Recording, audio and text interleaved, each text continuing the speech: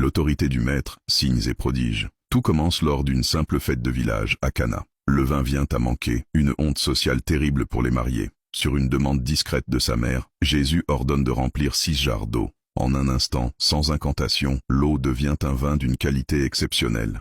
C'est son premier signe. Il ne vient pas seulement répondre à un besoin, il vient apporter l'abondance là où il y avait le manque. Mais son autorité ne s'arrête pas aux jarres d'eau.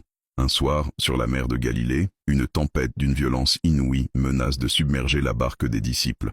Alors que ces marins expérimentés hurlent de terreur, Jésus dort paisiblement. Réveillé en sursaut, il se lève et d'une simple parole, « Silence, tais-toi ». Il réduit les éléments à l'obéissance. Le vent tombe, la mer devient un miroir.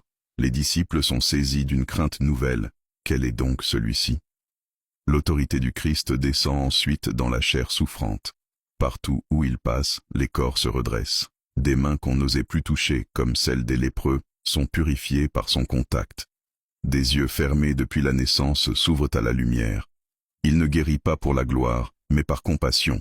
Chaque miracle est un message. Le royaume de Dieu est arrivé, et la maladie n'y a plus sa place. Ces actes déclenchent l'enthousiasme des foules, mais aussi l'inquiétude des autorités. Car celui qui guérit le corps prétend aussi pardonner les péchés, une prérogative divine. Jésus ne se contente pas de réparer le monde, il le transforme de l'intérieur.